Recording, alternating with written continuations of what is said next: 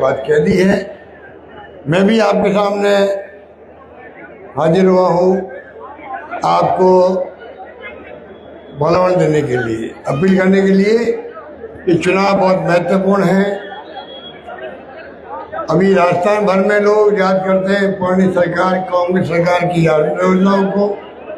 हमने कोई कमी रखी नहीं थी उस वक्त में। जो मांगा मुझसे हमने दिया, शिक्षा में, स्वास्थ्य सेवाओं में, पानी की योजनाओं में, बिजली में, सड़कों में कोई कमी नहीं रखी। इतिहास गवाह है कि हमारी योजनाओं की चर्चा पूरे देश में होती है, चाहे वो चिरंजीवी योजना हो।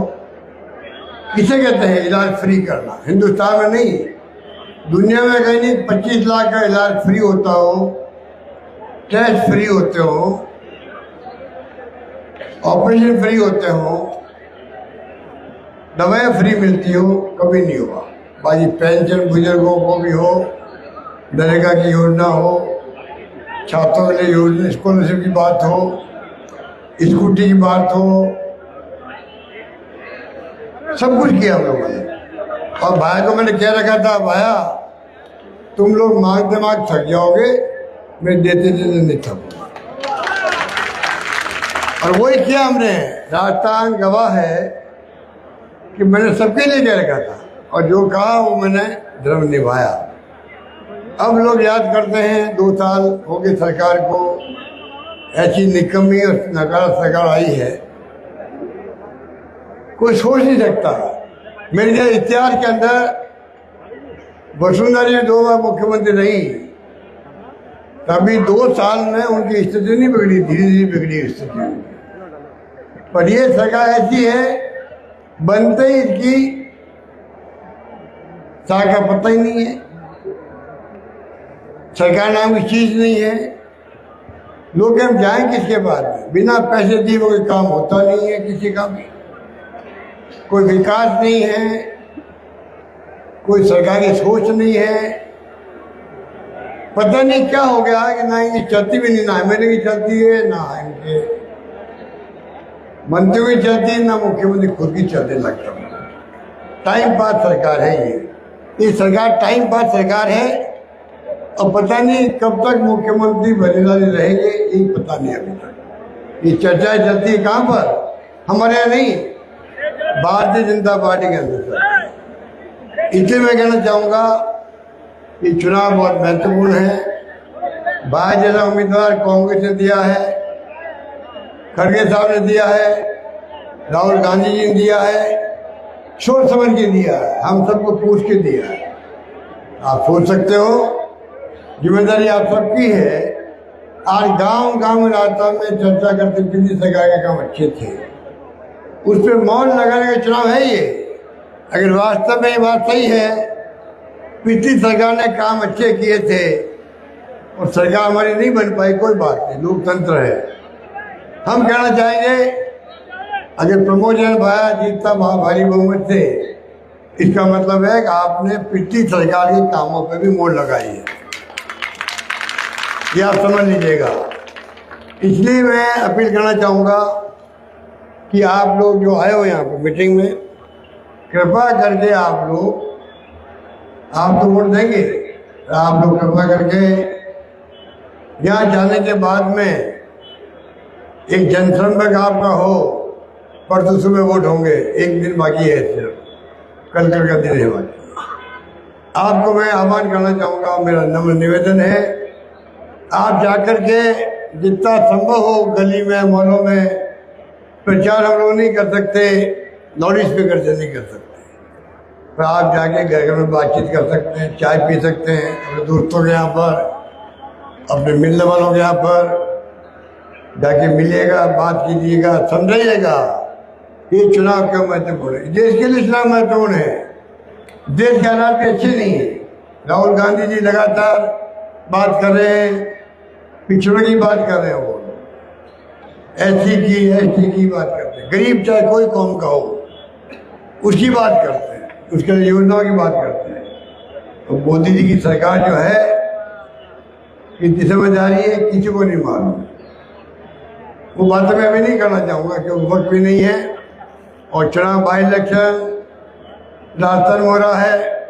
ये बाई इलेक्शन पूरे देश में जो चर्चा हो रही, तारीफ हो रही है अपनी स्कीमों की, पूरे देश वाले इंतजार कर रहे हैं। 2 साल में जो खबरें आ रही है कि भजनलाल की सरकार बिल्कुल फेल हो गई है, काम नहीं कर पा रही है, वास्तव में सच्चाई क्या है? लोकतंत्र में वोटों के माध्यम से मालूम पड़ता है। हम जो बात कहते हैं पब्लिक की मीटिंगों के अंदर, सरकार के बारे में बात करते हैं, उसमें मोड़ लगती है। तो मैं कहना चाहूँगा आपको, कृपा करके आपके जो उम्मीदवार खड़े हैं, भाई साहब बता चुके उनके बारे में, चाहे वो मोरपाल जी हो, नए नए हैं, वो क्या कर पाएंगे? टाइम पास वो भी करेंगे जीतने के बाद। कोई मतलब नहीं है उनको जिताने का, वोट देने का। एक तरफ आया उम्मीदवार है जिसके बारे में अभी जूली साहब ने बहुत विस्तार से बताया आपको। एक समाज सेवक है ये, राजनीति के अलावा। इतनी समाज सेवा करता मैंने कभी देखा नहीं किसी को।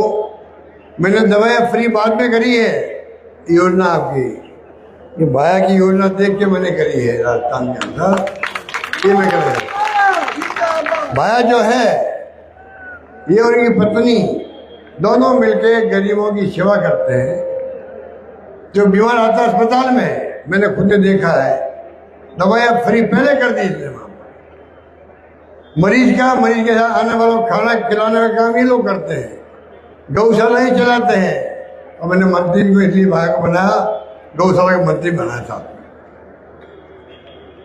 पक्षियों का अस्पताल खोल दिया और 2200 जोड़ों का शादी करवाना किसे कहते हैं? हम लोगों के खिलाफ मुकदमा बना दिया। यही नेता आपके वोट मांगने आते हैं, इनके इशारों पे ही वो मुकदमा दर्ज हुआ था, सुप्रीम कोर्ट तक केस गया था। वो 2200 जोड़ों का इतना बड़ा धर्म का काम इन्होंने किया, और उसके बाद में मुकदमे का सामना हमें करना पड़ा। मेरे खिलाफ में, डॉक्टर शिव जोशी के खिलाफ में, भाई के खिलाफ में, सबके खिलाफ मुकदमा हो गया। इसलिए मैं कहना चाहूँगा कि आप ये स्थिति आपके सामने है। दूसरा उम्मीदवार है आपके